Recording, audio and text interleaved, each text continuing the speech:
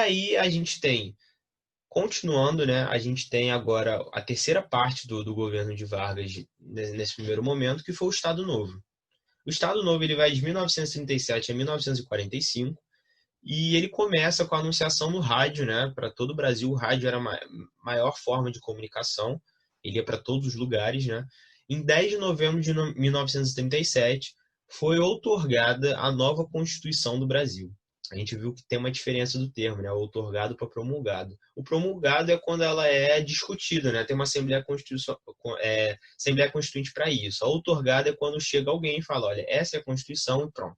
Foi o que aconteceu. O Vargas não discutiu essa Constituição com ninguém. Ele decidiu o que seria, o que estaria contido no texto, né? E falou: é essa a Constituição.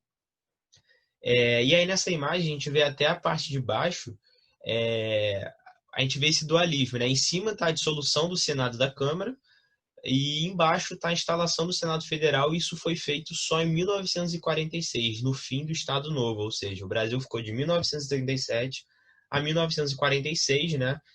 Sem os órgãos legislativos. E aí mostra essa em cima quando fechou e embaixo só depois quando abriu. Essa Constituição de 1937, ela tem a característica de ser chamada de Constituição Polaca. Por quê? Porque ela foi inspirada na Constituição da Polônia, que estava vivendo sobre esse regime do fascismo, e ela, como eu falei, né, ela tinha fortes tendências ao fascismo. O Vargas ele meio que assumiu esse papel dele, né, antes marcado por alguns traços, ou seja, era uma Constituição que tinha a censura dos meios de comunicação, ela tinha censura política e ela tinha redução das liberdades civis.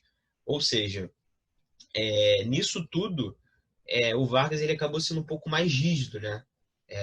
Com relação à outra Constituição, porque ele acabou reduzindo tudo e, assim, ele fez a ditadura dele. Tudo era feito conforme ele queria.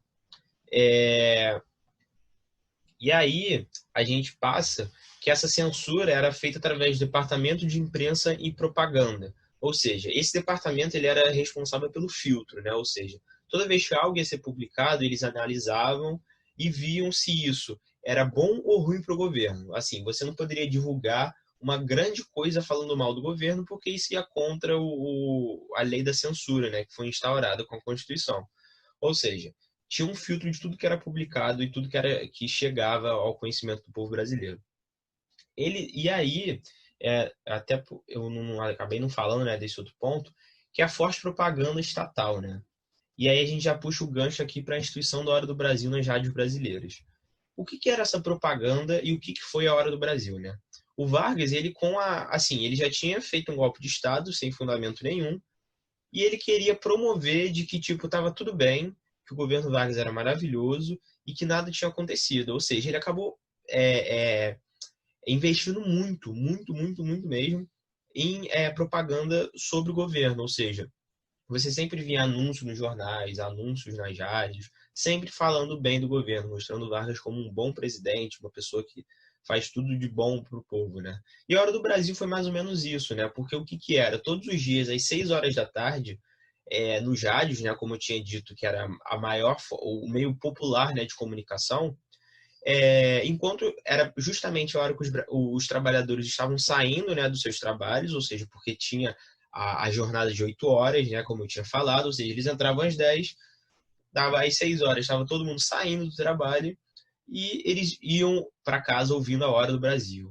ouvindo tudo o que tinha acontecido ao longo do dia, tudo que o governo tinha feito de bom ao longo do dia. Ou seja, era basicamente um horário em que se tirava, em que todas as emissoras de rádio do Brasil tinham que mostrar como o governo tinha agido naquele dia, né? As principais notícias, as melhores coisas que tinham acontecido. Tudo isso porque é uma forma de tentar legitimar cada vez mais tudo isso que tinha acontecido e meio que esquecer, né? Que estava tendo uma censura, que estava tendo uma perseguição, estava tendo uma proibição política e tudo mais. Nesse período também a gente teve as grandes empresas estatais, né? Tem a Companhia Vale do Rio Doce, que inicialmente era estatal, agora ela foi privatizada, né, há um tempo atrás, mas inicialmente ela era uma empresa estatal. Tinha também a Siderúrgica Nacional, né, a CSN, que ela é baseada lá em Volta Redonda, é por isso que a cidade de Volta Redonda é chamada de Cidade do Aço, porque foi lá que foi construída a CSN, e era uma empresa de aço, né? Ou seja, era uma indústria típica de base. E o que são essas indústrias de base, né? Elas são feitas como, assim, o aço produzido na CSN ia servir como mão de obra para uma outra indústria fazer, sei lá, um carro. Ou seja, ela é de base porque ela gera todos os insumos necessários para as outras indústrias. Ele também tem também a Fábrica Nacional dos Motores e a iniciação da Hidrelétrica de São Francisco. Ele deu início a essas obras, né? Teve também a criação, um dos mais importantes que a gente vê até o dia de hoje, mesmo um pouco enfraquecido, que é a CLT, a Consolidação das Leis Trabalhistas. E o que foi isso? Tudo aquilo que o Vargas tinha feito através dos decretos-leis, da Constituição de 1934 e um pouco da Constituição de 1937, ele juntou tudo aquilo através de um documento único, que era a Consolidação das Leis Trabalhistas, CLT. A gente tem ela até os dias de hoje, e era realmente, ela regulamentava tudo aquilo que ele já tinha falado, né? Sobre o salário mínimo, sobre as férias, sobre a questão da demissão sem justa causa, sobre as horas de trabalho, enfim, tudo isso que ele já tinha dito ao longo de todo o governo dele, ele reuniu em uma coisa só para facilitar, né? A gente teve também a criação da carteira de trabalho, né, que perdura também até os dias de hoje, e a Justiça do Trabalho, que é outro órgão que funciona até os dias de hoje, né, justamente para mediar essas situações entre os patrões e os empregados. O Vargas também foi um grande exemplo de governo populista, porque ele sempre apelava muito para as massas, né?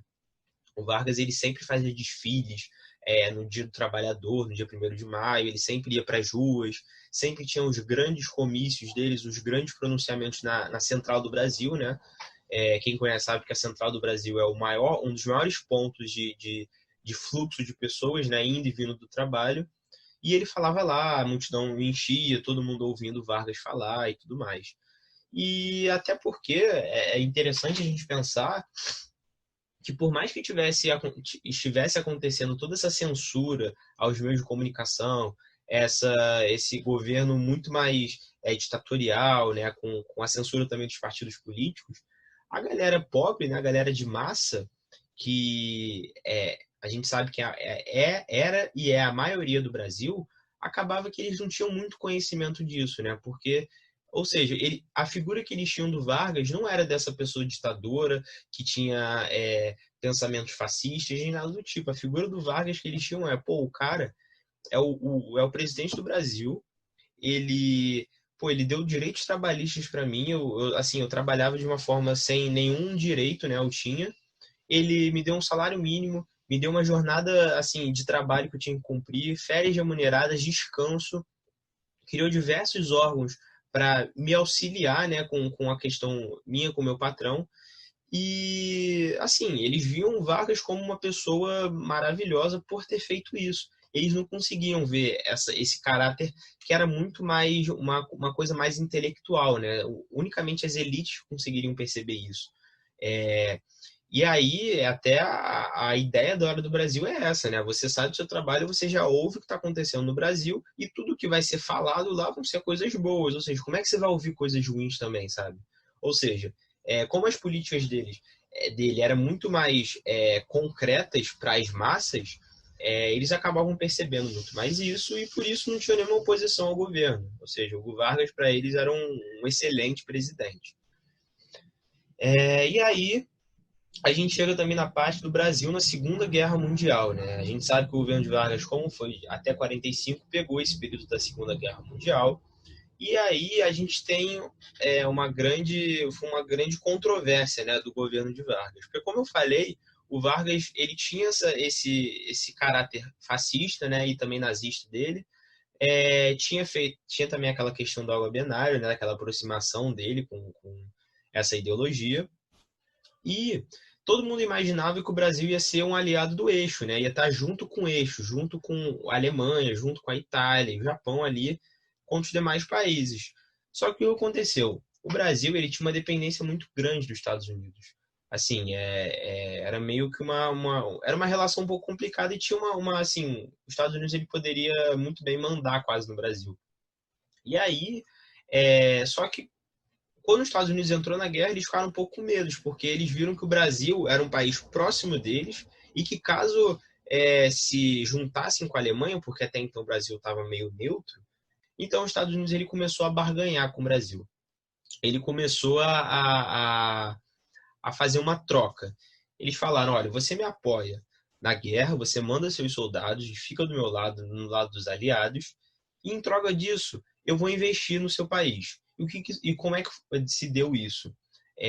A CSN, que eu tinha dito, ela foi financiada os Estados Unidos, né? Eles que colocaram grande parte do dinheiro da CSN. E aí, meio que em troca isso também, os Estados Unidos eles financiaram a construção de uma grande base militar no Rio Grande do Norte. E por que no Rio Grande do Norte? Pela proximidade, né? A gente sabe que o Rio Grande do Norte, no Brasil, é o ponto mais extremo do Brasil e fica um pouco mais perto da Europa, né? Ou seja, uma base aérea e naval ali é de grande importância.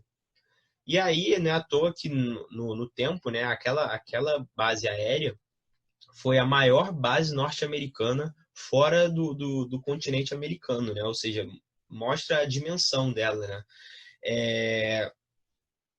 E aí, a gente tem até aí, a gente está vendo aí, né, o símbolo da FEB, né, as Forças Expedicionárias Brasileiras, que foram a força brasileira que lutou na Grande Guerra. Tiveram grandes vitórias na Itália, né, que foi o principal local ali em que eles ficaram.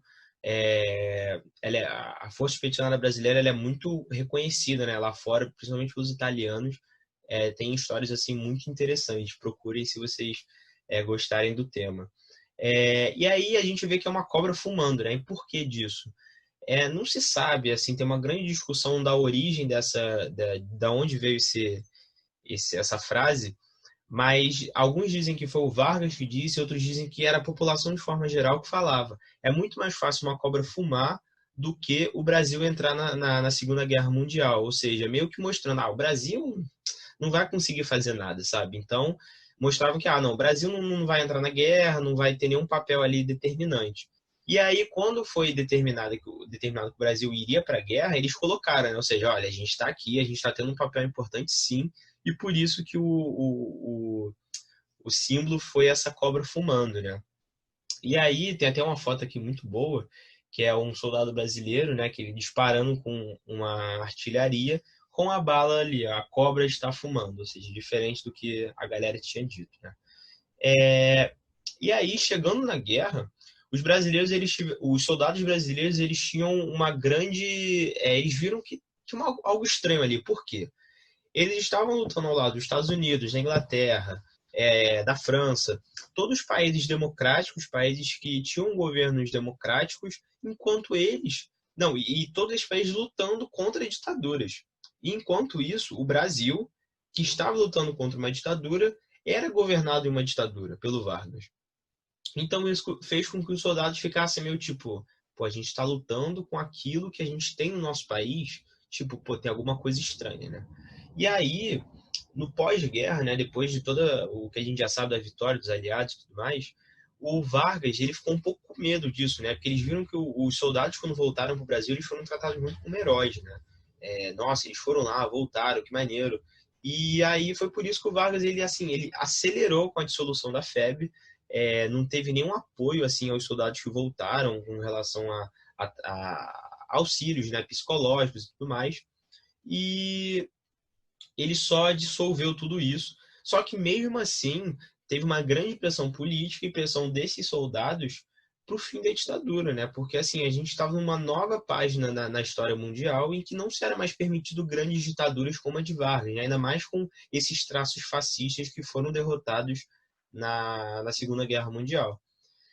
Aí a gente acabou tendo uma grande pressão, né, para esse fim, e surgiu o movimento do queremismo, né? O movimento do queremismo ele é muito simples, o nome dele é muito engraçado porque ele vem da palavra queremos. Ou seja, como ele estava tendo uma grande pressão para que fosse decretada uma nova Constituição, fosse chamada uma nova Assembleia Constituinte e novas votações, o povo foi às ruas e falou: olha, não, a gente quer tudo isso, mas só que com o Vargas. A gente não quer que o Vargas saia e aconteça tudo isso. E eles começaram a sair em grandes passeatas com a placa, né? A gente está até vendo aí na imagem. Queremos Getúlio Vargas porque ele nos deu aposentadoria, ou seja, mostra aquilo que eu falei para vocês, né? O que o povo de fato enxergava no Getúlio Vargas. essas coisas, né? A aposentadoria e tudo mais. Queremos Getúlio, ou seja, todas as placas tinham esse queremos junto com o nome do Getúlio Vargas. E aí ficou o conhecimento, né, desse movimento queremista, né, o queremismo. No final das contas, não adiantou esse apoio do povo. Os militares, assim, a parcela dos militares que apoiou Vargas no golpe de 1930, depois ele, em 1945, e passou o governo para o presidente do STF, que na linha sucessória era o que deveria seguir, né? E esse fez a convocação das eleições, dando fim, assim, ao governo de Vargas, né? Dessa primeira era Vargas, e ao Estado Novo, né? E quem entrou logo depois disso foi o Dutra, e aí isso é tema para outra aula, né?